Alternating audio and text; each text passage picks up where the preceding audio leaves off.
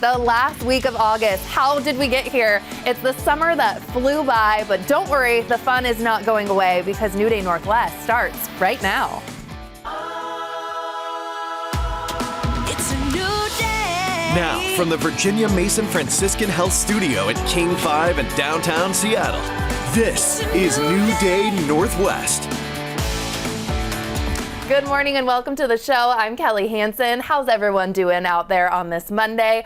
We're kicking the week off in the kitchen with a guest who I know is going to bring the biggest smile to your face. Chef and cookbook author Danielle Cardis is here with her latest cookbook, and this one is for the kids, the best kids cookbook to be exact. And Danielle is back, baby. I'm back, baby. And we're not ready for summer to be over. No. I crave the sunshine. I don't mind that it's 90. I don't either. I literally love it because we have so much little bit gloomy, not super rainy. I think we get a bad rap. Exactly.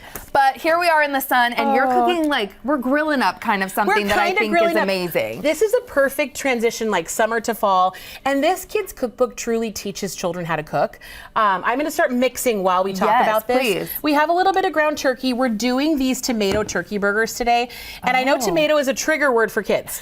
Do we like tomatoes? Do you like the texture? Is it slimy? Some kids love it. My kids will pop cherry tomatoes, no big deal, but they do not want a sliced tomato. And the cool part about this is it's tomato paste.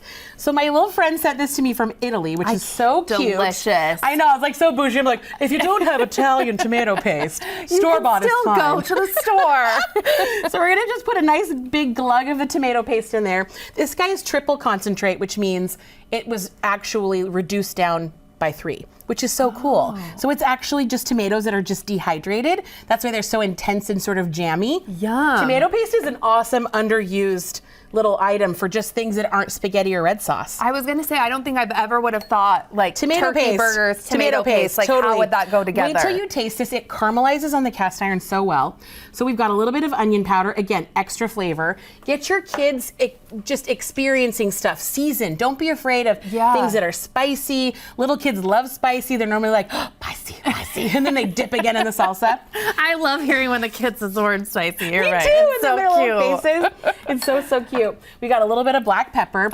You can really flavor these guys up however you or your family like. You can use ground turkey, you can do ground chicken, you can do ground beef. The book is so cool in showing you what to flip and skip and what to swap. I want kids to start thinking critically in the kitchen. So this isn't dumbing down the recipes because you doesn't. think kids books sometimes, but this would be great chicken for nuggets and pizza. adults. Yes, this is perfect for adults. I have so many girlfriends, so many friends that just don't cook. They buy my children's book because they are not dumbed down. They might have some fun terminology, but we really break down every step and why you're doing it.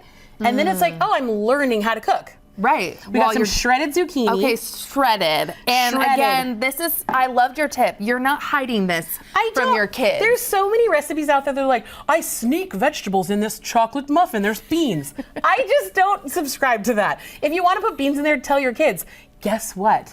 There are beans in this muffin, and it's so wild and cool. Let's try it. Yeah. And kids, people too, you have to try something 15 to 20 times to know that you truly don't like it.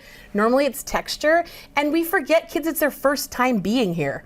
It's their first time. If you don't like tomatoes as an adult, I'm not trying to convert you into liking tomatoes. But have you tried it 15 to 20 times? Because I don't think I have. You with remember a lot of as a kid, I'm gonna have you start to mix this guy up. This is smelling like total burn. So I'm gonna get a touch of olive oil into the pan, and we're gonna add our turkey burgers, and I put them on this, and I hope it comes off. They could stick because they've gotten a little bit warm. And why the zucchini? Is this just something you think goes well with the tomato paste and turkey? Or A girlfriend of mine, her name is Shannon. We were at a little cooking competition. She put some shredded zucchini in her book or in her burgers once. Yeah. And it was so delicious. And I've just been doing it ever since. And it's sort of that principle, hide the veggie, but we're not hiding it from our kids. I tell my kids, this is in there. They might cry. My 8-year-old the other day, there's a recipe called chicken curry in a hurry, and my kids absolutely love it. But he was so upset, you ruined it. And I'm like, buddy, you've been eating this with onions and all these veggies for your whole life. But sure enough, I put it in front of him and he started to pick around it and he's like, it is good, Mom.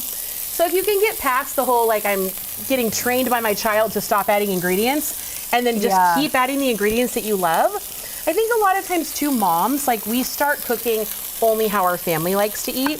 And sometimes I'm like, you know what? We're having salmon. Sorry if you guys don't like it. We're eating salmon. This is dinner. You can have a bowl of cereal or you're going to be fine till tomorrow. I think that would be totally fine. My parents did that with me growing up. Us too. Yeah. We're like millennial kids. Exactly. We were raised by Gen Xers. Have some cereal. Absolutely. And I'm still a picky eater, but I really think my new mantra is going to be, Kelly, have you tried this 15 to 20 times? If not, you cannot say you don't like it. So and then try it in different applications. Like my sister is so cute. She's like, oh, I don't love a mushroom. But then she's like, you know what? I actually do love a raw mushroom. I just don't prefer the texture cooked. Fair enough. So there you go.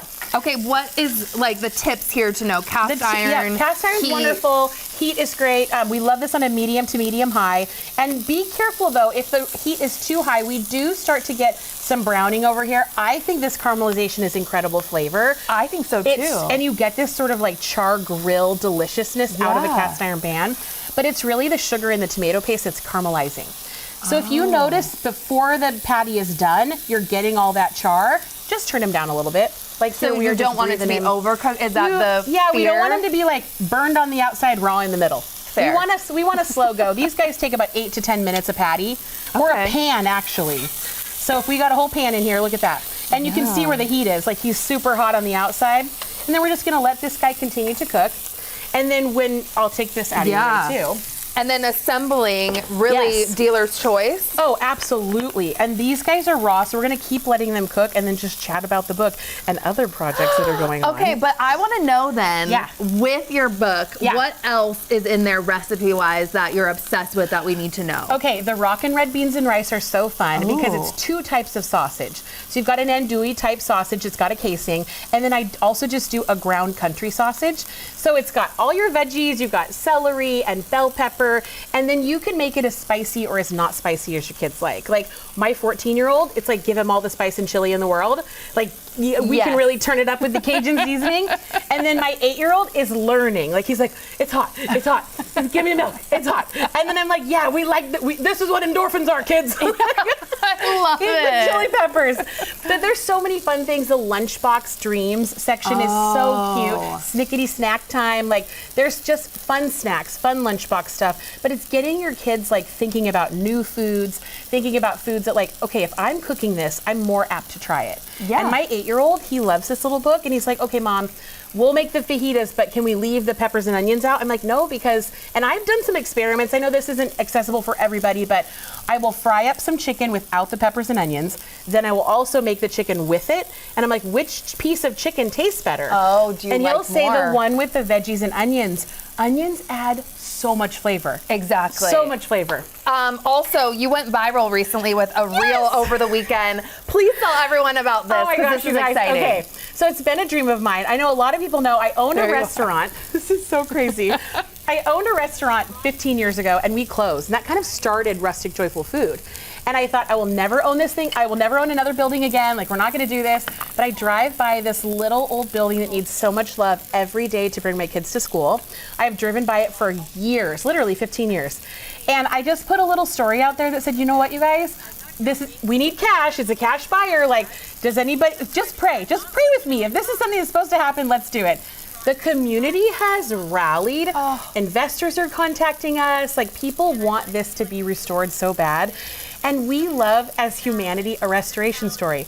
God can do anything with nothing. And sometimes we keep our dreams quiet because it's like, okay, Lord, I don't know, if I put it out there, then someone's going to steal my idea. And then sometimes you're supposed to be loud about it so God can use all kinds of people in your life.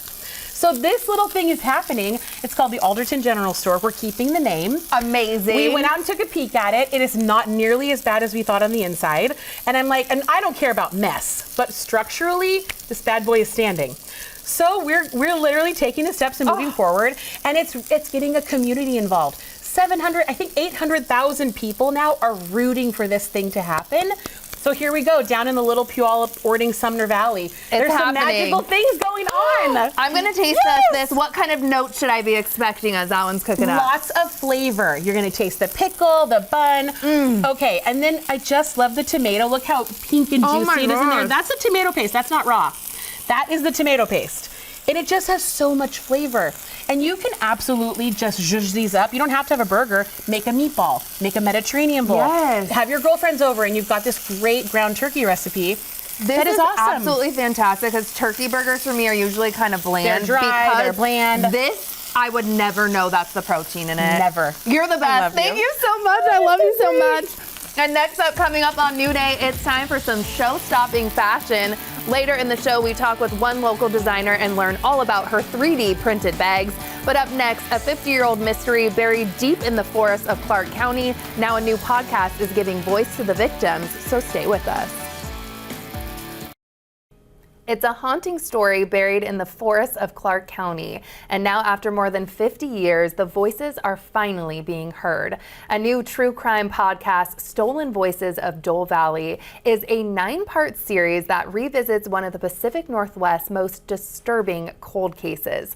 The podcast uncovers the chilling story of a serial killer who targeted young women in the 70s, crimes that were dismissed, underreported, and left unresolved for decades. And journalist and podcaster Carolyn Ossorio brings this case to light, and she joins me now. Thank you for being here. Thank you, Kelly. I'm excited to be here. Gosh, so this case has haunted Clark County for a half a century. So what really drew you to this one? Well, you know, being in the Pacific Northwest, we were just chatting about this pre-gaming that you'd never heard of Warren Forest or even Dole Valley, and I hadn't either. But what drew me to the case were the stories, the people that were involved in this 50-year investigation. And Norma, she's a 15-year-old girl in 1974 who basically was picked up by this good-looking stranger driving a blue van and ended up being abducted and bound between 2 trees. And she chewed through her ropes to survive. Yeah, and then once she bunny hopped out of there, he came back looking for her. But fortunately, he didn't find her. And the next morning, she was found at this Parks Department, and she wasn't believed.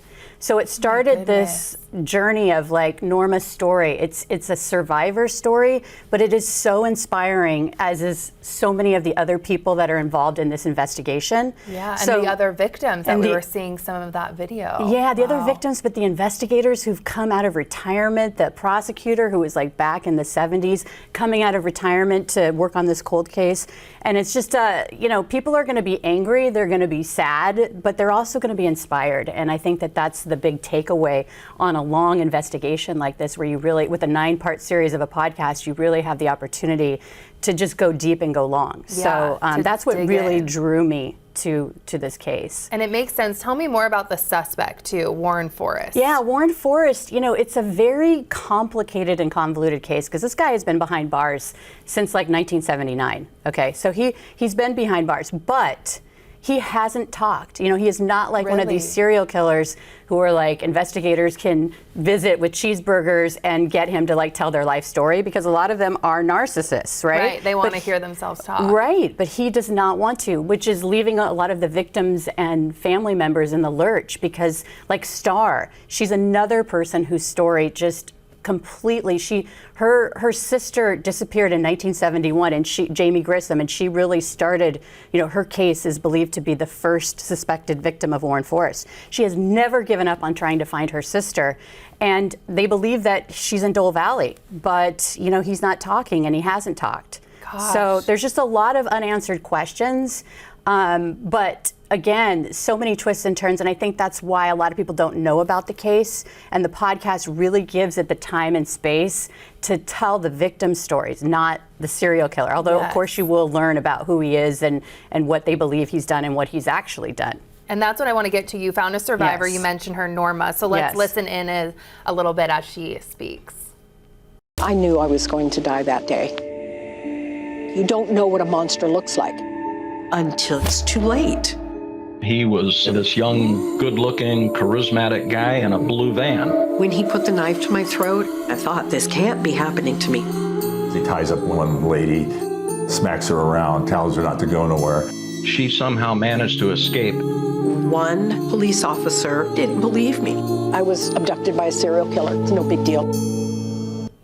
And this case is obviously old. You've learned so much about Norma and the other victims. Yeah. So what's really required when you go in and dig deep on this podcasting part? I mean, I think it's like commitment. And the thing that drew me to the stories that I generally cover, it's all about, I found, along my own journey, is people who have grit, people who just never give up, people who just have every reason to give up and yet they don't. And that is so, like, I could hear that story every day. I could tell that story all day long. And so I committed to it for the last 2 years. And, you know, it required going down to Clark County, which is about three hours away from us here in Seattle, and multiple times putting together all the pieces. And it was quite a lot. And there you are out with like cadaver dogs and the whole 9 yards. Wow. And that is the most, those folks there, they don't get paid for what they do. The team that was out there, the volunteers, they're trying to do this to find Jamie Grissom,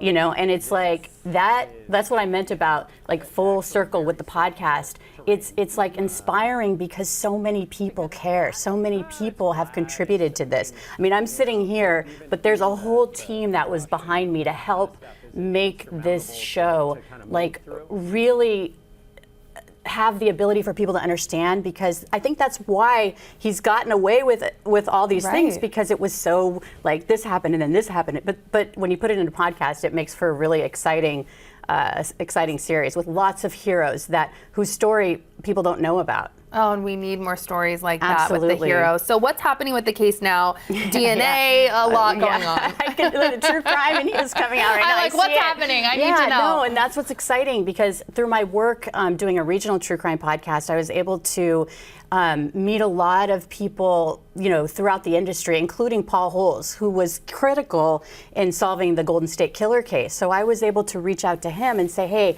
I've got a case that I think that you will, because he's retired now, but he works for Othram, which is a cutting-edge DNA super house that, you know, helps solve all these cold cases. And so he's on board, and he came down to Clark County with me. Well, we found that there's these van hairs from the 70s, from this infamous, horrific van that hadn't been tested. And so what we're trying to do is connect some of these hairs to his victims. So there's lots of twists and turns. I don't want to tease anymore. I know, we can't spoil it all. Yeah. Oh my gosh. Well, I am going to tease your, you know, podcast that's coming and the 9 episodes, which is incredible. Thank you so much for being here. We really appreciate it. Thank you, Kelly. Amazing. And like we just talked about, you can now listen to the first few episodes of the Stolen Voices of Dole County wherever you get your podcasts. So be sure to check that out. And coming up next, we get to play with some Bernese Mountain Dogs. Let's learn about the breed and how to find a trustworthy breeder. Welcoming a new furry friend into your life is an exciting and meaningful journey, but it all starts with making the right choice for you. And we do a lot of stories on the importance of adopting, but today we're actually talking about the route of finding a reputable breeder. And local breeder Stacy Slade provides tons of tips on her YouTube page and is here today to walk us through finding a trustworthy breeder. And you brought the most exciting, cutest, fluffiest little guy. So please, intro. Who do we have? Yeah, this is Sunday. She's 11 weeks old, and this is her grandma, Chase. And they're Bernese Mountain Dogs. And Chase is 9.5 years old, and this one is teething. She has very sharp teeth. I'll be her chew toy for the next few minutes. The fluffiest, most sweet, amazing dogs ever. Before we talk about the breed, though, I want to talk about finding a trustworthy breeder, why that's so important. Walk me through that. Yeah, it's so important. I've seen it on social media, the importance of knowing how to find a reputable breeder. So many people don't. They go online, they see, you know, Sean Paul's Bernese Mountain Dogs, and they think, great, I'll go buy a puppy, and they put a deposit down, and then they never hear from that person again. And so you can't believe anything on social media. It's all a scam. I had somebody take my pictures of my puppies, my copy of who they were, and then turn it around on some, you know, scam group and try and get deposits from people on puppies they didn't own. So just get off social media, go to the regional and national breed clubs, verify that person exists in 3 different places. Because as a breeder, I'm on different databases, health databases. I'm on my national club, my regional club. I have references of anywhere you can find me that I actually exist. And puppy mills, all of that is like scary too, because you can't just be churning out puppies that much too. So talk to me about how that's also so important. Right. I don't have very many litters a year. I breed every 2 to 3 years. But there are breeders that breed frequently but have health clearances and health certifications that you can get from them. You should be able to see that before you put down a deposit, before you have your puppy. Bernese Mountain Dogs, we have an amazing health database called BurnerGuard, and BurnerGuard has all of her health certs in there. So all of her clearances, so you can know that she's a healthy dog, and when I bred her, that you're going to be getting a puppy that is bred for health and temperament. That's so amazing. So you've touched on this, regional breed clubs. Why are they such a great resource? So here we have the Bernese Mountain Dog Club of Greater Seattle. Most breeds, so Cocker Spaniels or Golden Retrievers, they have a regional breed club that allows people to find out about the breed, learn about what their temperaments are, who's a good home for this breed, and also find reputable breeders. So they have a list of breeders that you can check out and go through them and not have to worry if that person that you're talking to on social media is a real person, because 9 times out of 10 they're not. It's so sad. It's devastating for families when a scam like that happens. So these dogs, they seem so chill and amazing. Tell me about the breed though. Yeah, this is a great breed. It's a Swiss breed. They're a farm dog.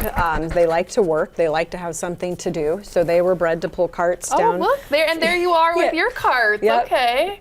And they like to think, so they need to have a job. They're bred to cart, pull milk from the base of the mountains down to the valleys in Switzerland.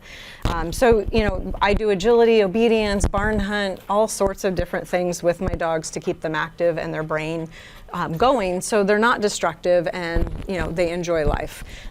They're good with active families, but this is not a breed I could go on a 2 or 3 mile run with.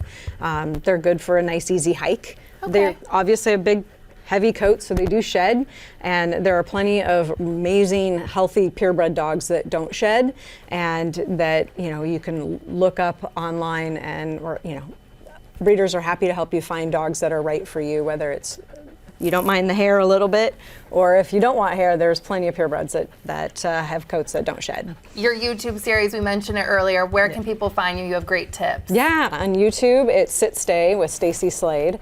So I started it when I actually was starting to cart with her, just cataloging our progress, and it has evolved into helping people find reputable breeders, how to research if a breeder is legitimate, if the dogs that they're getting a dog from are healthy, and finding the right breed for you. Wow. Well, I think I found the right breed for me, maybe. I don't know. Here, you can have her. Oh my God, can I have Sunday? Oh my gosh, thank you so much, Stacy. This is so amazing. And when New Day continues, sadly, they will be gone, but it's okay. The Mariners are here, and they're going to tell us how they're more than ready to take home the Vetter Cup in a series that starts tonight. We're going to get a preview of that series, plus the preview of the delicious bear food. Oh my gosh, coming to the Washington State Fair, including a donut smash burger. Sunday says bye.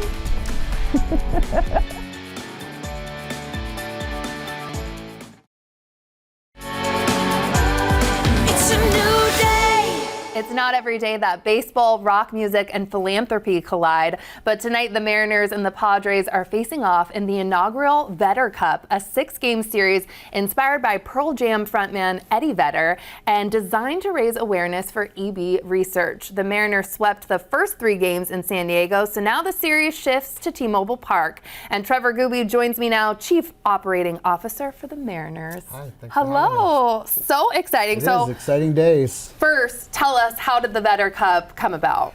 Yeah, it's really interesting because a lot of our fans have been calling this little series against the Padres and the Mariners for years the Vetter Cup, as Eddie was born and raised in San Diego, but obviously became who he is today in Seattle. And so our fans have been calling it the Vetter Cup for a while.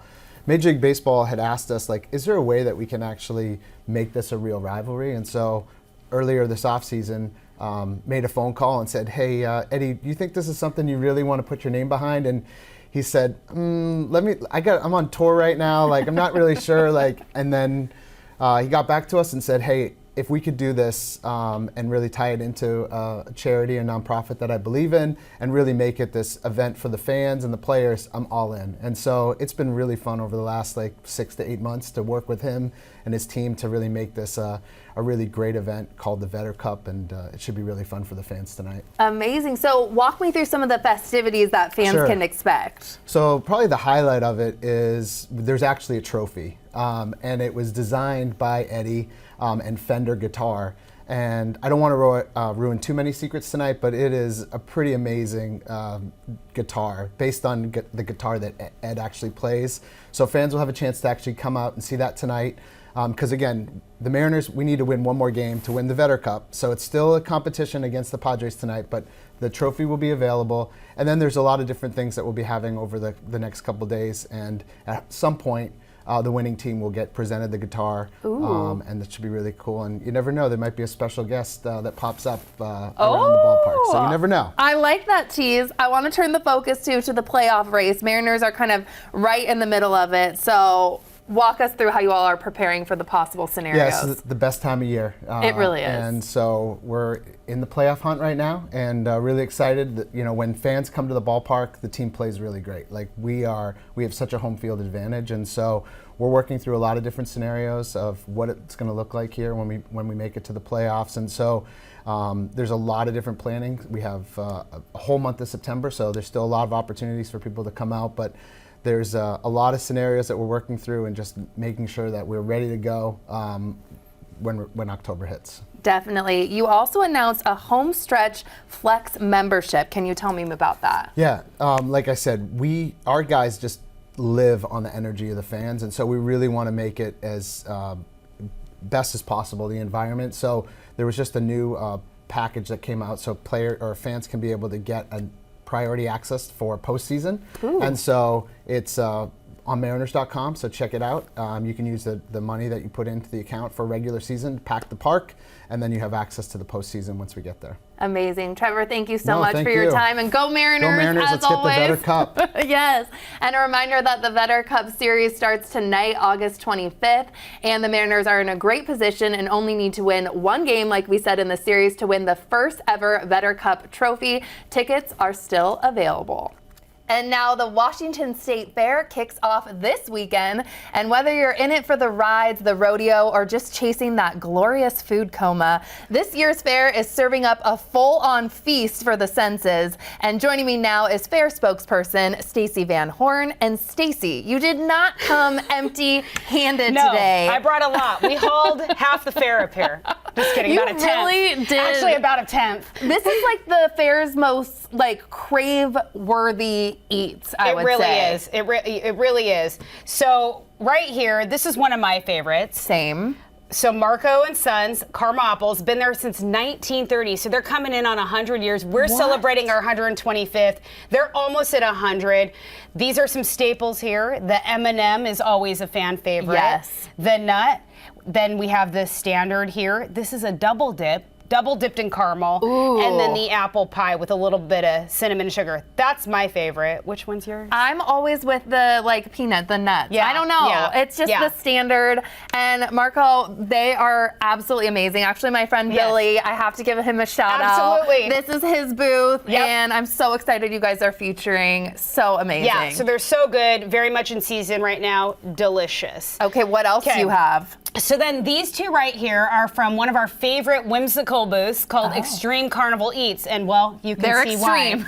So this is a buffalo mac and cheese cone. So in the bottom, which you can't see, is about up to here, we've got French fries. What?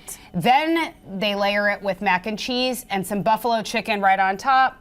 And you just walk around with a cone and eat it. I mean, that makes it easy, and those are like my three favorite things. Absolutely. That is delicious. Just a tiny bit of a kick too, not too bad there. And then this is one of their best sellers. It's a smash burger, and so What is that? Is that a donut as the bun? That's 2 glazed donuts. I mean, why would you need a bun? Why? Right, why? So it's kind of a sweet and savory thing. Sounds a little strange, but people love this. So double decker there, got some cheese, got some bacon, smash it together.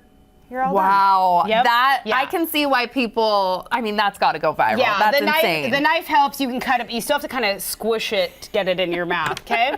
Okay, this is new too this year, right? What's Absolutely. this? So brand new. This is from Hawaii Fried Rice Company. So we have one of our favorite vendors, Kaima Aina. This is a new booth of his, and it is all types of fried rice. Delicious. Absolutely. While So you're telling us about it, why I'm don't gonna you try it? This yes. is their house. So this comes with a Chinese sausage, some andouille sausage, peas, spam, all kinds of stuff. And then this is traditional Kahlua pork. I mean, the flavors in there are so incredible. Wow. Fried rice is one of my favorite foods on the planet. So I am so excited to try this as well because it's not an island. And this is food not without Kahlua pork. Yeah, right? you don't always think that at the fair you're going to get something like this. No, so I'm going to dive in. And I think that's we're really excited to, branch out and have all these different kinds of food. We love, people. We know that people come and they love the fried foods, but also people are looking for something a little more healthy sometimes. Yeah. So absolutely. You're given all the options. Okay, some favorites here. What else some is over favorites, here? some food on the go. Lumberjack popcorn. Amazing. They've been with us for a few years now. You can see them at events all over the Northwest. Look, I'm going to be honest with you. I never liked kettle corn until I had theirs. Okay, well then I'm going to try. Theirs. So that's a standard, and that is caramel. Wow. Right? And they have so many other flavors. They have cheddar, jalapeno. A little something for everyone there. So they've got a lot. They do stuff for the holidays. They also have these slushies that come in these cute cups, and then you put popcorn on top. Again, you can walk around with it if you want a smaller size, but these last a long time. Oh my gosh, iconic. And what is more iconic than the scones? Then Fisher Scones, been there well over 100 years. Just, it's the most simple recipe, but it's what we are known for. Raspberry scone, butter, a little kick of honey in there. There's Delicious. nothing better, and there's always a line which is a good sign. Yeah, but they're located all over the fair, so you can hop from one line to the other. They're amazing.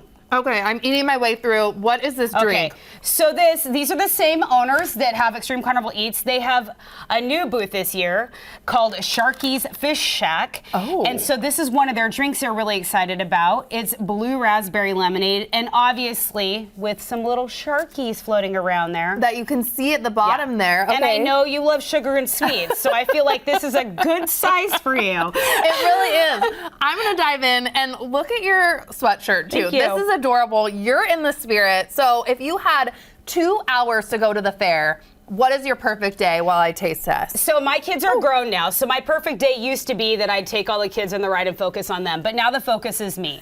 So yes.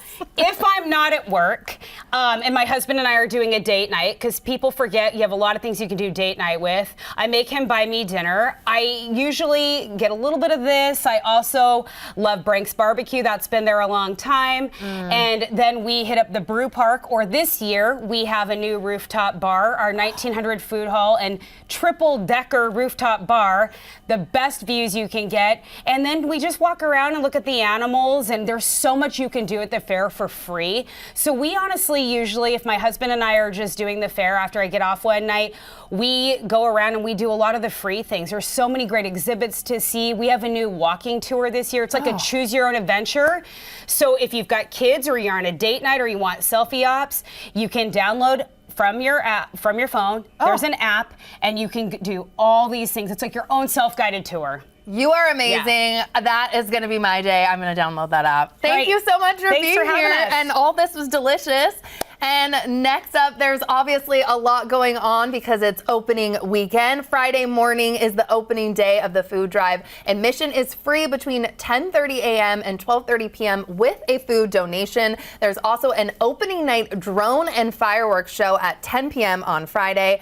And it's also BECU Free Kids Weekend. That means kids ages 18 and under are free through Labor Day. So check all of that out. And coming up next, caring for for a loved one can be emotionally rewarding, but financially, it's often a hidden burden. We're breaking down the real costs of caregiving and the resources that could help ease the strain.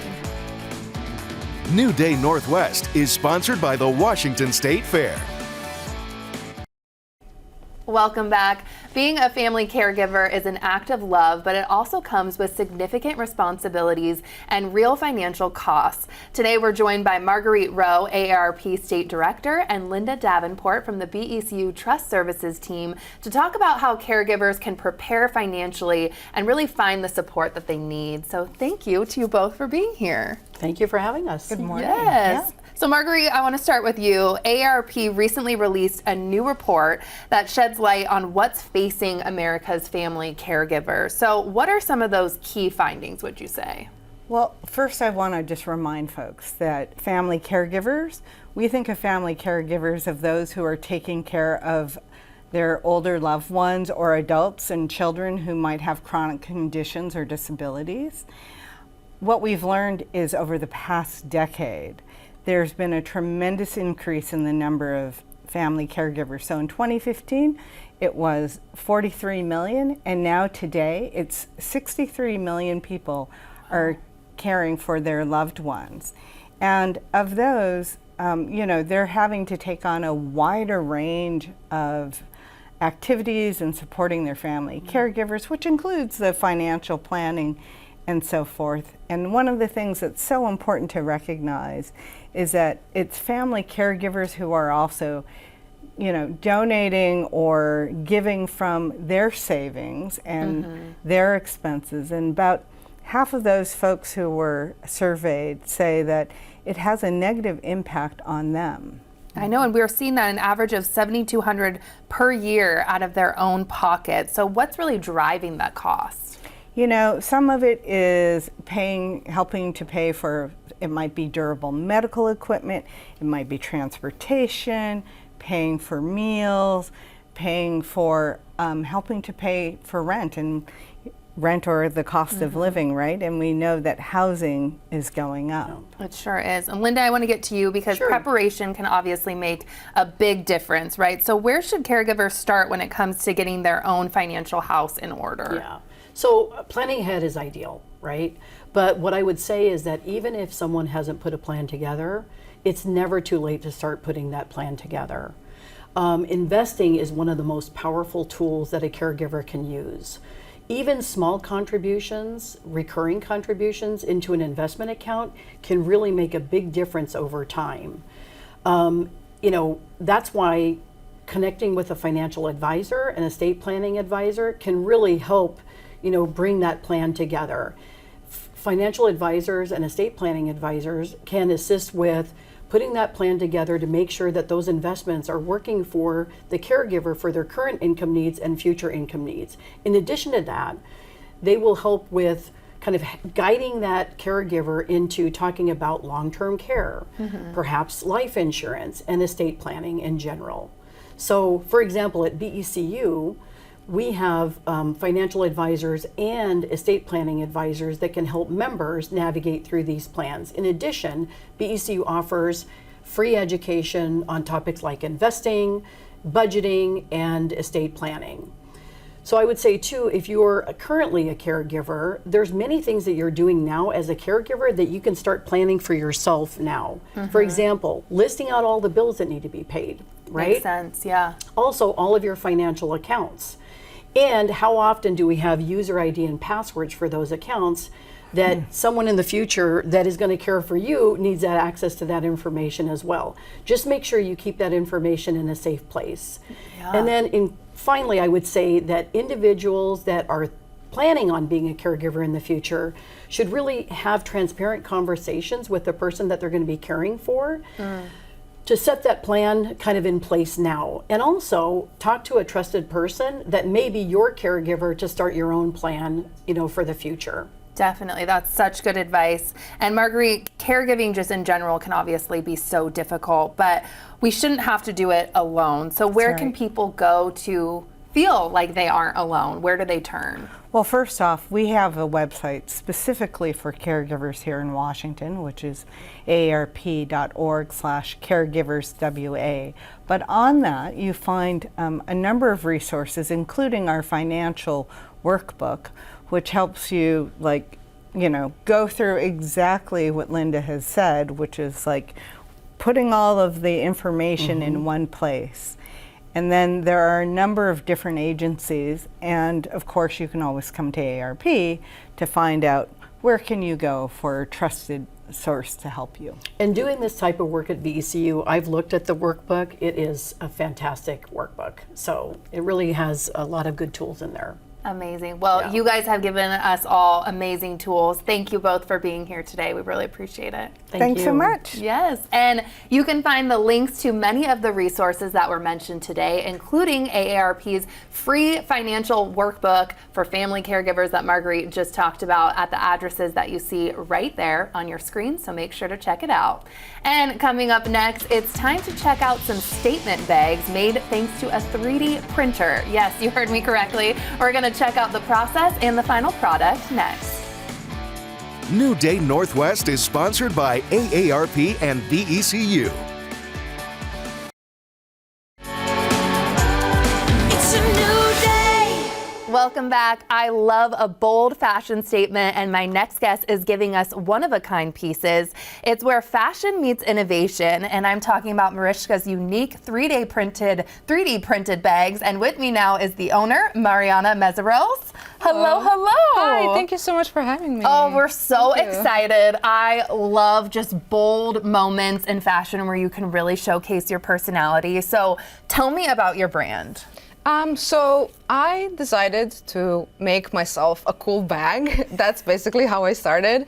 I do digital art, I do 3D modeling and some animation, and my husband and I decided to buy a printer, a small one, so I decided to start printing bags. And these designs are incredible. And we have some video about the process, because this was really blowing my mind. This 3D printer, what are we seeing here? What's this doing? So this is basically printing one layer at a time with a material called PLA. So that is a bioplastic. And it is biodegradable, which is environmentally friendly. And so this bag takes about 24 hours to print. Each bag? Each bag.